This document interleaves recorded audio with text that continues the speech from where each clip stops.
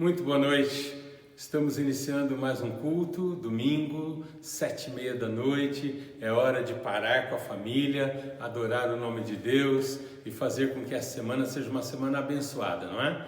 Nós temos também a transmissão quarta-feira às 7h30 e sábado às 10 horas da manhã.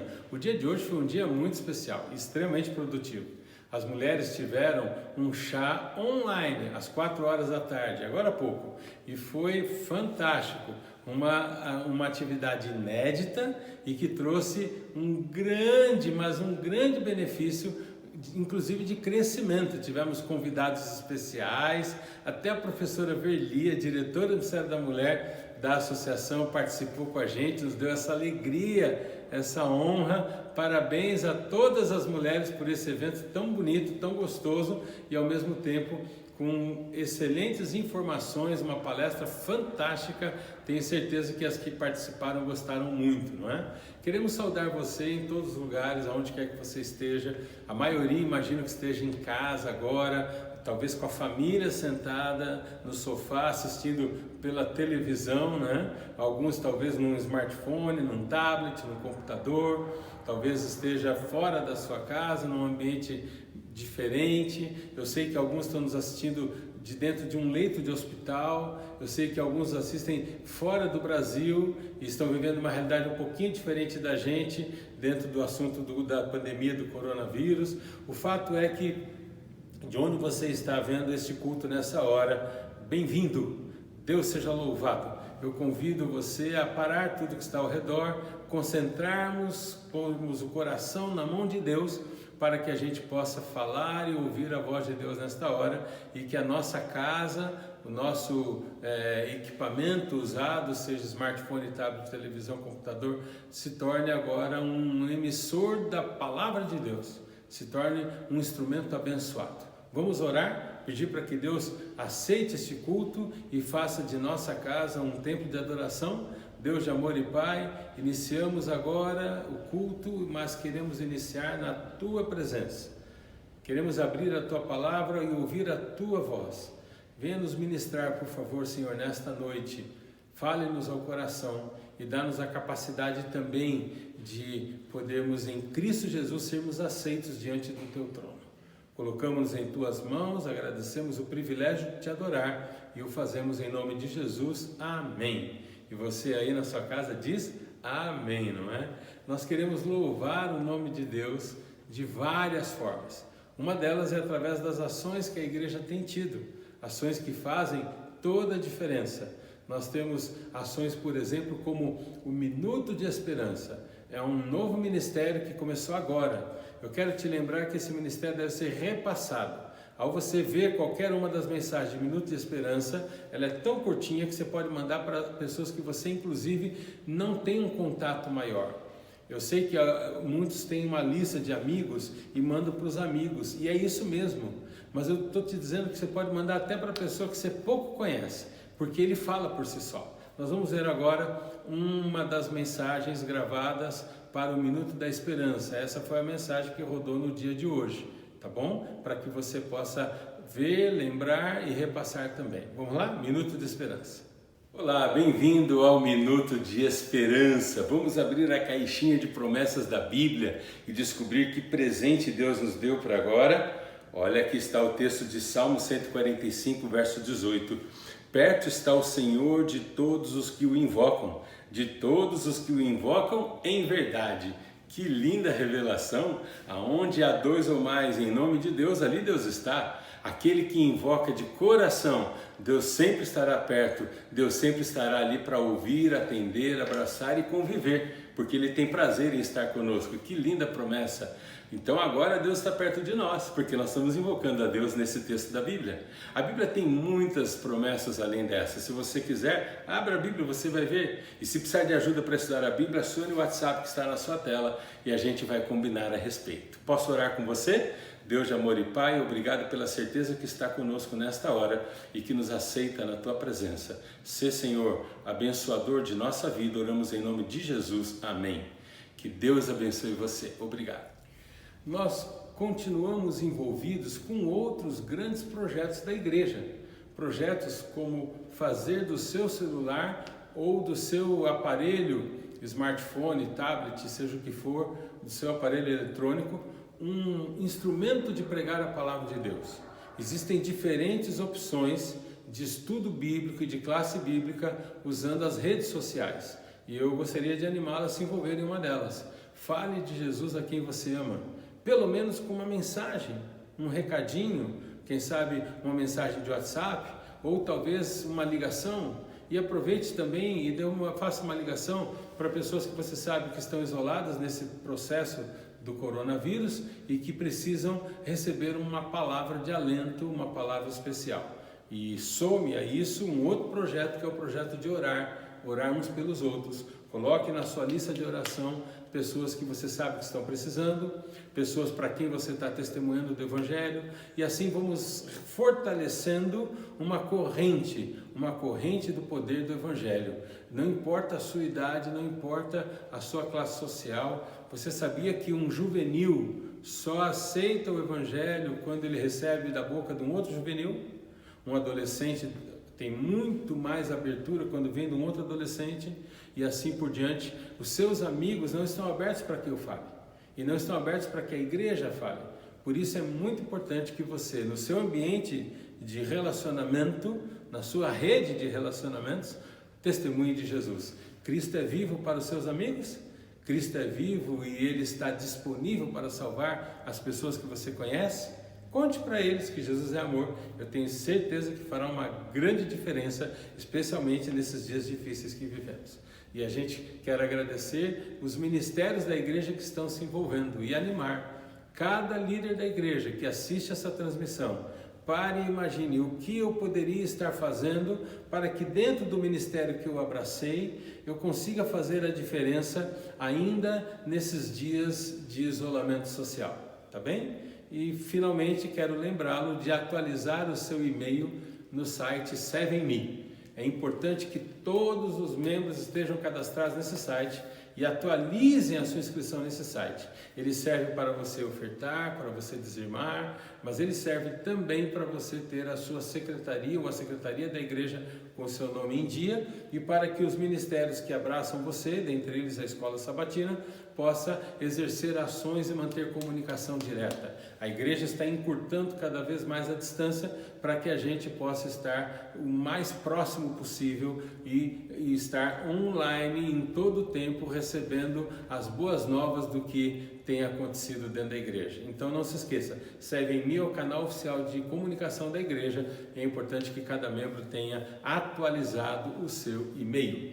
Agora é hora de louvar. Nós vamos cantar, vamos louvar o nome de Deus, porque logo depois vou abrir a palavra de Deus e meditarmos um pouco no tema de hoje. Hoje estamos iniciando uma série nova, né? Como que a Bíblia nos ensina a vencer as crises que existem. Então, isso a gente vai dialogar daqui a pouco. Primeiro vamos louvar o nome de Deus, vamos cantar, falemos do amor de Deus e falemos de como o amor de Deus alcança a nossa vida. É essa a mensagem do hino que nós vamos cantar agora. Falar do amor de Deus faz bem ao coração.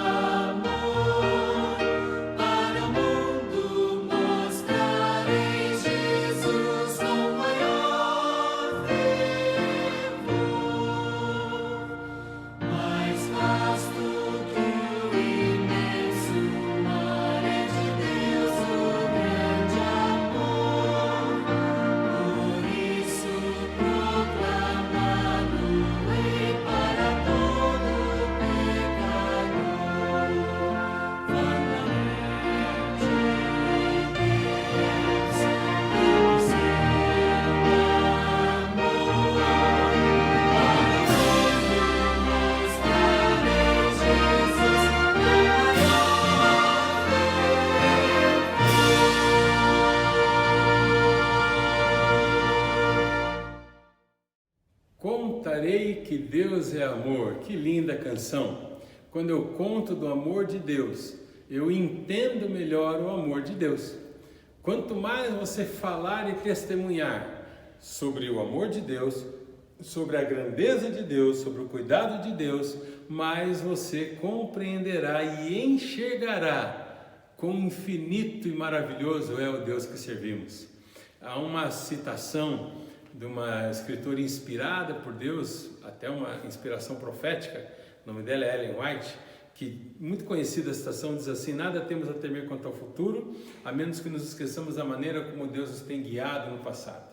É que quando eu olho a história lá atrás e vejo como Deus guiou a história nos patriarcas, nos pioneiros, em todos os momentos, eu consigo entender melhor e confiar melhor no como Deus pode me guiar no meu presente e cuidar do meu futuro.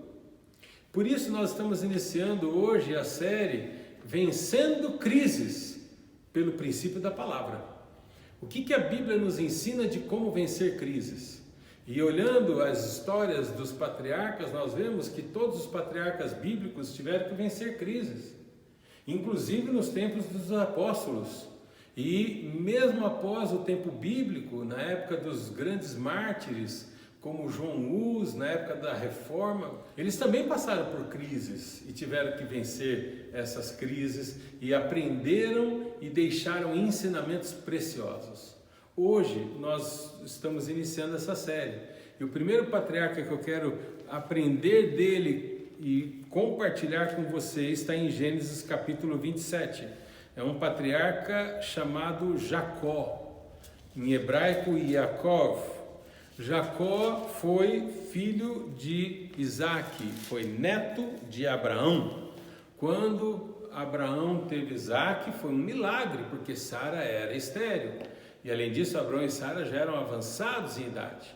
E agora, além de ter um filho, Deus deu a Abraão a missão de sacrificar Isaac, oferecer Isaac. E quando Abraão foi oferecer Isaac, ele venceu uma crise tremenda. Isso é ensinamento para outro dia. O cuidado que Abraão aprendeu a ter com Isaac era tão amplo que Abraão cuidou até na escolha da esposa. Fez todo um trato com o servo, e o servo foi lá, o primeiro que veio dar água para os camelos, e no final Rebeca veio como a esposa escolhida por Deus para Isaac. Então imagina que os pais de Jacó eram um casal abençoadíssimo e passou por crises. Por quê? Porque é assim. No mundo do pecado, as crises existem. Não é porque eu aceito a crise que eu nunca vou passar por crise. Todos passamos. Aliás, a crise atual da pandemia é mundial. Não importa quem ama ou quem não ama a Deus, todos estão vivendo a mesma crise. Agora, a diferença é se eu passo a crise com Deus ou sem Deus. Eu prefiro passar com Deus e aprender o que Deus me ensina. Quando Rebeca foi dar filho a Isaac, nasceram 2 meninos. Eles eram gêmeos. Quem nasceu primeiro foi Esaú. Logo depois nasceu Jacó. Mas, apesar dessa proximidade, um era primogênito. Quem era primogênito? Esaú. E eles não eram univitelinos, por isso eles eram bastante diferentes. Esaú era muito peludo, Jacó não tinha pelos. Esaú era muito viril, muito musculoso, gostava de caça, era aquele homem armário, guarda-roupa com maleiro, né? Aquele homem enorme. E já Jacó era mais franzino um pouco, não tinha músculos tão protuberantes, não tinha muitos pelos e gostava mais das coisas domésticas, não era tão chegado a sair para caçar. Então, Esaú era o filho que falava grosso e todo mundo dizia: esse é o homem ideal para ser um primogênito. Jacó era o filho queridinho da mamãe. E não era visto como ideal para ser um primogênito, porque naqueles dias a voz do pai é que era a voz mais ouvida. E Esaú era preferido do papai. Então, Isaac queria abençoar Esaú como primogênito. Mas Deus havia profetizado que Jacó seria o primogênito. E até aqui mostra alguns princípios interessantes. O primeiro é que Deus ele enxerga o que você não enxerga. Permita seguir os planos de Deus. Que os planos de Deus sempre vão dar certo. Mas acontece que um segundo princípio de crise diz que quando você tenta se meter na direção divina, você tira de Deus a direção da tua vida e as coisas começam a complicar. E aquilo que não era para ser terrível, fica terrível. Um probleminha vira um problemão. Isso é um princípio de crise. Quando você se distancia de Deus, o que era uma simples onda vira um maremoto, um tsunami, e as coisas ficam complicadas. Não se distancie de Deus, e se elas estão complicadas, se aproxime o quanto antes e entregue na mão de Deus sua vida e seus problemas. Quando aconteceu aqui em Gênesis 27, a profecia de que Jacó seria o primogênito correu um risco, e Rebeca e Jacó resolveram dar mão a Deus, ajudar a Deus a cumprir a profecia. Não tenta ajudar, que se atrapalha. Verso 1, capítulo 27. Tendo-se envelhecido Isaque, já não podia mais ver, já estava cego, as vistas cansadas, porque os olhos lhe enfraqueciam. Chamou então a Esaú, seu filho, o mais velho, e disse-lhe: meu filho. Respondeu Esaú: aqui estou. Disse mais seu pai, verso 2: estou velho, não sei o dia da minha morte. Agora, pois, toma as tuas armas, tua aljava, teu arco, sai ao campo e apanha para mim alguma caça. Faze-me uma comida saborosa, como eu aprecio, e então traga para eu comer, e eu quero te abençoar e fazer isso antes que eu morra. Ora, o plano da primogenitura, Isaque traçou com Esaú. Rebeca ouviu, e Rebeca sabia que Deus havia prometido a primogenitura para Jacó, e Rebeca amava mais Jacó que Esaú, assim como Isaque amava mais Esaú do que Jacó. Então Rebeca pensou: o plano de Deus não vai dar certo. Olha, quando você acha que você vai ajudar, Deus se atrapalha. Porque o que faz dar certo o plano de Deus não é quando as coisas andam no rumo que você imagina. Não é você ter a rédea na mão, é Deus ter o controle. E quando eu me ponho para ajudar Deus, eu não percebo, mas eu tiro o controle da mão de Deus. E se você tirar a tua vida das mãos de Deus, você vai sofrer a consequência das tuas ações e não vai conhecer as bênçãos do plano de Deus. Mas pastor, Esaú seria abençoado, Isaque combinou assim. Como é que... E se Rebeca não fizesse nada? Então eu não tenho como saber, porque não deu tempo de Deus agir. Rebeca correu e atropelou na frente. Rebeca podia até não ter fé, mas ela deveria ter obediência e ficado assistindo. Eu quero te contar que nem sempre você enxerga com clareza o cuidado de Deus, mas confie. E se você não tiver fé, pelo menos mantenha a tua obediência a Deus.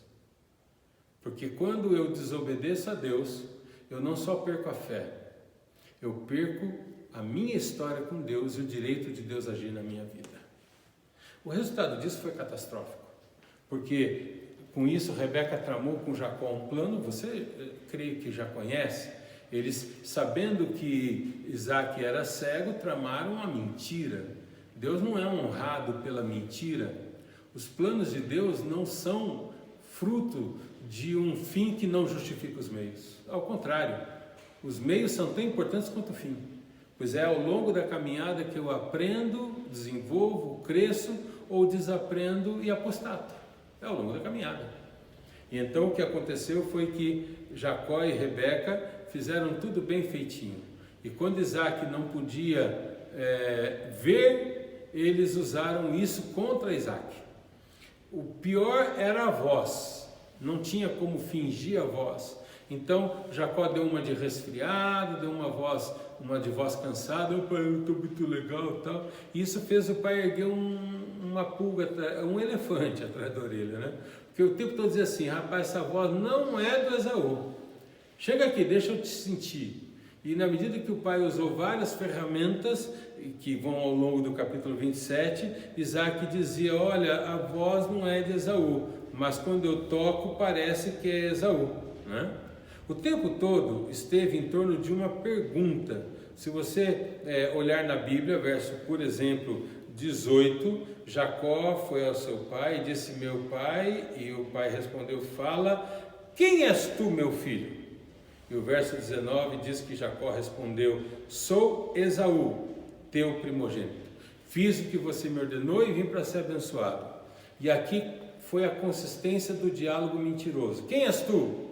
E o tempo todo Jacó mentia: sou Esaú. Quem és tu? Esaú. Deixa eu sentir. Rapaz, o pelo é de Esaú, a voz não é não, a voz é de Jacó. mas você está tão peludo que parece que é Esaú. Quem és tu, Esaú? Deixa eu dá um beijo aqui. E quando foi beijar, Jacó cheirou e falou: rapaz, o cheiro é de Esaú.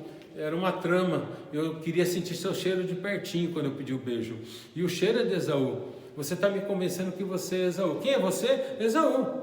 E finalmente a mentira conseguiu enganar. E a partir do verso 27, em que Jacó sentiu o cheiro, o Isaac sentiu o cheiro de Esaú em Jacó, Jacó conseguiu enganar enganar Isaac. E Isaac passou a entender que realmente aquele que ele estava falando era Esaú. E aí Isaac foi falando, verso 28, que Deus te deu o orvalho do céu, né? Deus te deu a fartura do trigo e do mosto. Verso 29, sirvam-te povos, nações se reverenciem para você, seja senhor dos teus irmãos, né? Os filhos de tua mãe devem se encurvar diante de ti. Maldito seja o que te amaldiçoar, bendito seja o que te abençoar. Mal Isaac acabou de proferir a bênção para Jacó, achando que era Esaú, quem é que chega? O verdadeiro Esaú. Pai, cacei, está tudo aqui. E o pai disse: fui enganado. Fui enganado, mas não dá para fazer nada agora, filho, porque a bênção já foi dada. Eu não tenho como dar a bênção de novo, ela já foi dada. Foi roubada, foi enganada, mas é do teu irmão, agora já foi. E o que era o plano de Deus para dar uma bênção, virou a confusão de uma maldição na família. Um irmão enganou o pai, com isso o irmão enganou o outro, roubou uma bênção que não era dele. Pode dar certo um negócio desse? Não tem como dar certo. Não tem como Deus abençoar uma desgraça construída em cima de mentiras e de enganos. Essa é uma lição de crise. Para que Deus abençoe a minha vida, é preciso que eu permita Deus limpar as coisas que estão erradas. Às vezes dói. Uma vez eu machuquei o joelho e o médico foi ver o que estava acontecendo. Abriu, eu sofri uma queda e você enxergava o osso olhando pela pele. O buraco que abriu foi muito grande, foi bem aqui no meu joelho. E aí então o médico olhou e pegou uma escovinha dessas de lavar colarinho de camisa. E eu olhei e falei: onde é que você vai passar essa escovinha? Ele: no seu machucado. Eu tenho que fazer asepsia. Eu falei: eu não sei o que é asepsia, mas sei que escovinha no machucado não dói. E o médico falou: não tem jeito. Não, mas vai doer. Ele falou: tá bom, vou dar uma injeção, uma anestesia. Ai, que alívio. Mas onde é que ele enfiou a agulha da anestesia? No machucado. Rapaz, por que não pôs a agulha da anestesia em qualquer outro lugar que não estava machucado? Ele enfiou lá no machucado. Por quê? Porque não tem como sarar uma ferida sem mexer na ferida. Deus precisa limpar, expurgar toda a minha vida e construir uma vida nova. É isso que Deus tinha que fazer com Jacó. Porque Jacó construiu uma trama de mentiras que a bênção virou maldição. Então confie na mão de Deus e saiba que, ainda que às vezes vai doer um pouco, logo logo você vai ver que ficou muito bom, porque o plano de Deus sempre é muito bom. O final da história vai chegar a um Jacó completamente complicado.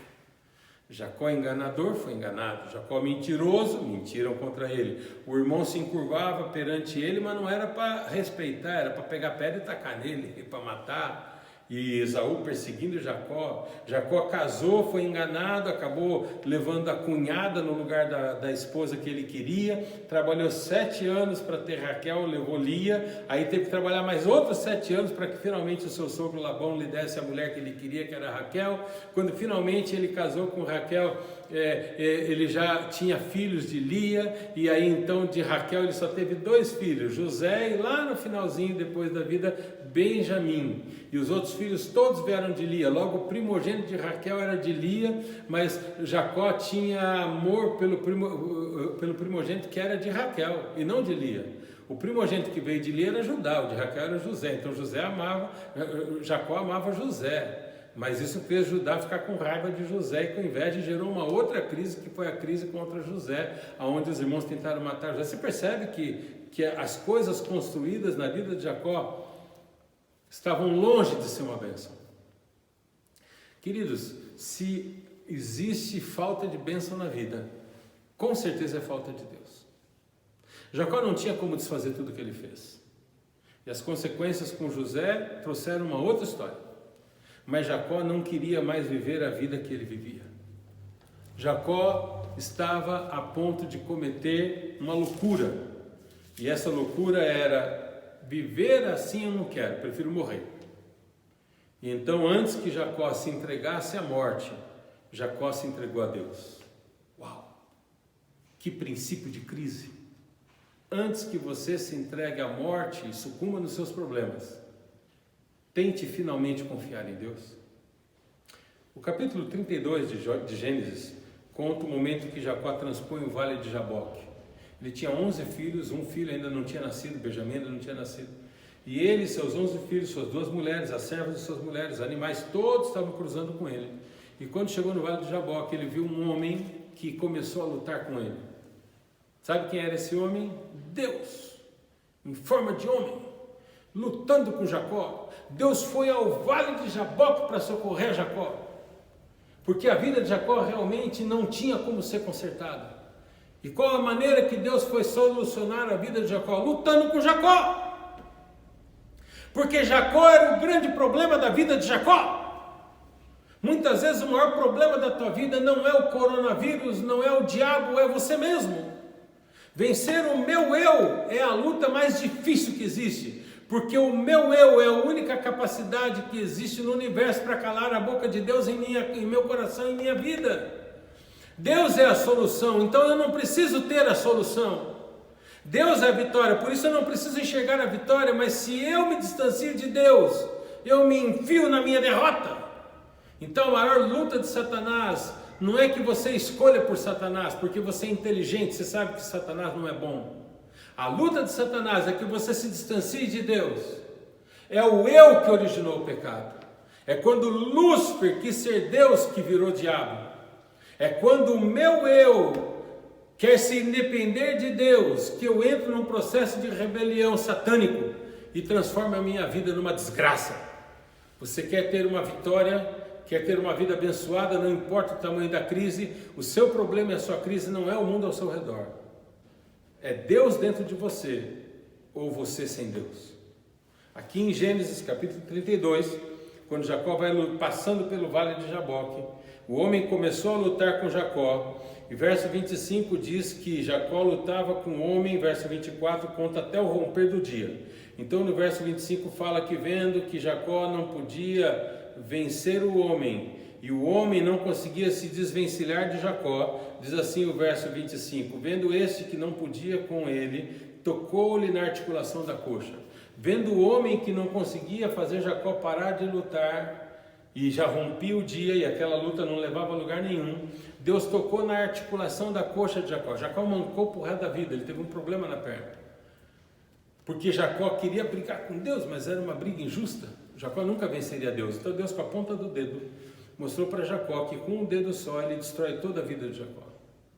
E ali com aquele golpe liso, pequeno, mas que trouxe um grande prejuízo, a articulação da coxa comprometida. Agora Jacó não tinha mais nem força física e não tinha mais a sua saúde completa. Jacó e Deus entram numa parte final da briga.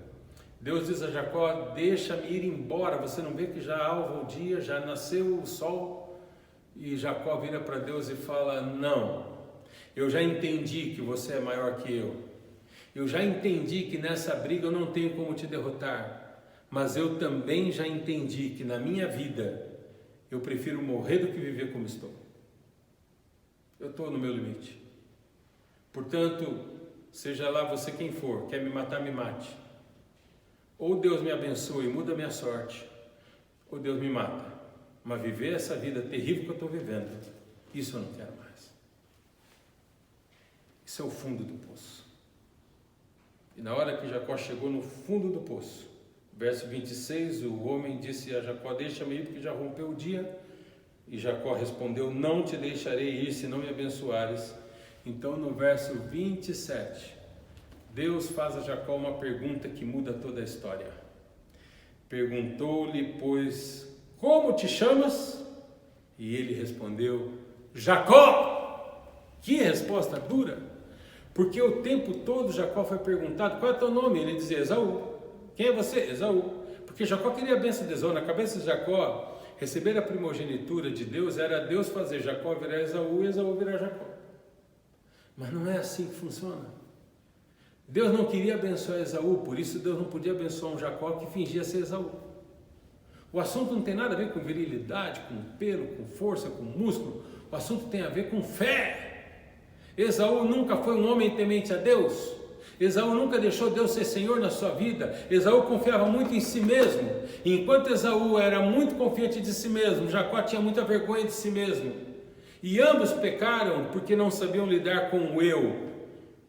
Que Cristo viva, que eu não mais viva, mas que Cristo vive em mim. Que o meu caráter reflita o caráter de Deus. Quanto mais o meu eu aparecer, pior eu fico. Seja ele mais bonito ou mais feio, mais forte ou mais fraco, porque eu sou pecador e eu sou um miserável homem que não tenho como vencer as minhas crises e os meus problemas. Esse é o principal princípio de vencer crises que Deus deu pela história de Jacó. Princípio master para vencer crises: vença entregando o seu eu a Deus. Mas não finja, não minta, porque o seu eu é você, não é quem você quer que apareça, não é sua máscara, não é sua capa. Quando Jacó respondeu a Deus qual é o seu nome, ele falou Jacó. Ele disse: sou eu. O jeito que mais me humilha é esse, você perguntar meu nome, porque eu tenho vergonha de ser Jacó, eu sou enganador, tudo deu errado na minha vida, mas já que você insiste, está aqui, ó, sou eu. E Deus vira e fala: Jacó, você tem vergonha do teu nome. Primeira coisa que Deus fez, mudou o nome. Mas não falou você agora vai ser Esaú, ele falou agora você vai ser Israel. E Jacó tinha como sonho ser o primogênito da família. Ele foi o primogênito de todo o povo de Deus. Veja Gênesis capítulo 32, verso 28. Então disse: já não te chamará Jacó, e sim Israel, pois como príncipe lutastes com Deus e com homens e venceu. Que banho de autoestima para um Jacó derrubado! Você lutou e venceu, Jacó. Você é grandioso aí no seu pecado, na sua dor, na sua miséria. Você é maior do que você imagina, porque há um Deus que reflete dentro de você. É interessante que no finalzinho da história, verso 29, Jacó então voltou a dizer ao homem que era Deus: dize-me, rogo-te, como tu te chamas? E respondeu-lhe o homem: por que me perguntas pelo meu nome? E abençoou ali mesmo. Aqui a bênção foi dada. Quando Jacó pergunta ao homem, ele pergunta a Deus: como é que você se chama? E Deus responde: por que você me pergunta? Eu nunca menti, eu nunca fingi, eu nunca enganei. Quem eu sou você sabe. Você não sabe quem você é. Queridos, quando Deus perguntou a Jacó o teu nome, Jacó sabia o nome dele. Deus sabia o nome de Jacó, perdão. Deus sabia o nome de Jacó. E aqui é uma lição fantástica que eu queria deixar ainda para você. Deus não faz perguntas porque Deus não sabe a resposta. Quando Deus perguntou a Adão: onde é que você está? Adão falou: tive medo, ouvi tua voz, me escondi. Adão estava escondido, Deus sabia até o porquê. Deus já sabia que Adão tinha pecado. Mas por que Deus perguntou a Adão? Por que Deus perguntou o nome de Jacó? Quando Deus te faz uma pergunta, não é para que Deus saiba a resposta, Deus é onisciente. É para que você saiba a resposta, para que você saia do engano, para que você tire tua máscara, para que você olhe nos olhos e assuma de fato quem é você e o que está acontecendo. É para que Jacó soubesse que ele não conseguia ser feliz e a bênção nunca funcionaria, porque ele fingia ser Esaú. Quando Deus perguntou qual o teu nome, Jacó já acreditava que ele era Esaú abençoado. E Deus fez ele ver que ele era Jacó e que a bênção ainda não tinha acontecido. E daí Deus deu um novo nome. E sobre as 12 tribos de Israel, Deus estruturou toda a nação de Israel. Assim como sobre os 12 apóstolos, Deus estruturou a nação de Israel espiritual, quando Ele estruturou o cristianismo e uma nova dimensão para o povo de Israel.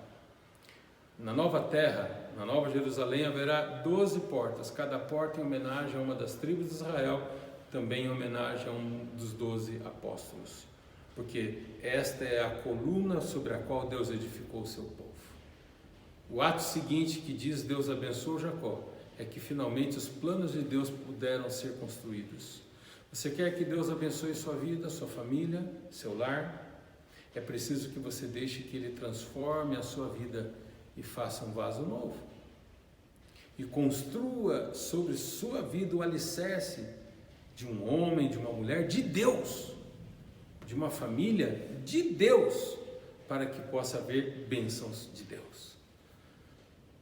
Talvez o princípio de crise trazido hoje é um dos mais difíceis de serem vividos. Confesse a Deus o seu eu. E se há pecados, deixe que Deus te dê vitória. Se há dúvidas, deixe que Deus te dê respostas. Se há angústias, deixe que Deus te dê paz. Porque Deus é a vitória. Ele não tem. Ele não tem a vitória. Ele é a vitória. E sem Deus é a derrota. Toma minha vida e me faça de novo, para que eu possa ser um vaso novo. É o hino que eu te convido a cantar agora para encerrarmos esse culto. Eu quero ser um vaso novo. Vamos cantar? Louvar o nome de Deus.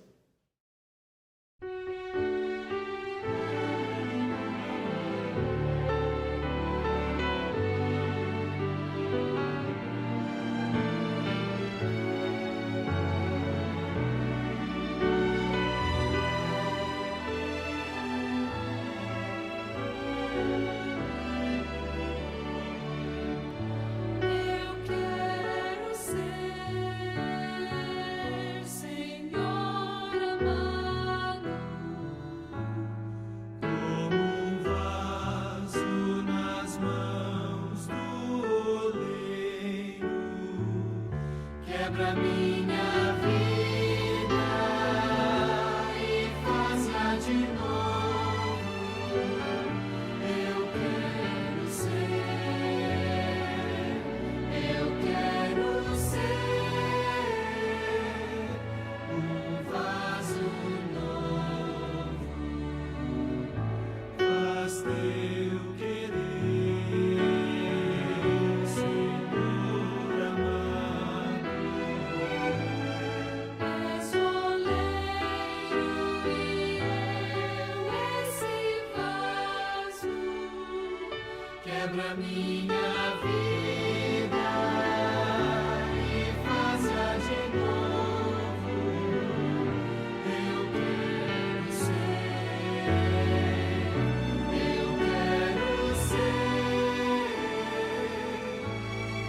um vaso novo.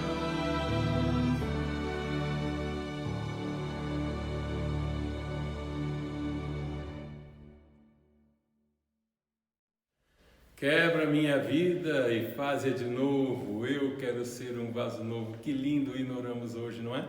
Vamos completar esta canção falando com Deus em oração. Deus de amor e Pai, encerrando este culto, rogamos que o Senhor possa construir em nossa vida um vaso novo e nos dê a capacidade de enfrentarmos essa semana na bênção de Deus, na Tua bênção. Tome-nos em Tuas mãos, transforme o que está errado e construa a Tua palavra e o Teu caráter em nossa vida e em nosso lar. Nós oramos e nos entregamos em Tuas mãos, em nome de Jesus. Amém. Que Deus abençoe você, tenha uma boa semana, uma feliz semana. Nos reencontramos quarta-feira, às 19h30, na próxima transmissão, sábado de manhã na igreja, de onde gravei este culto inclusive, e no próximo domingo à noite vamos conhecer um outro patriarca e mais um princípio de vitória que a Bíblia nos dá, de como vencer crises pela palavra de Deus. Deus abençoe você, obrigado por sua companhia e por estar com você neste culto. Uma boa semana.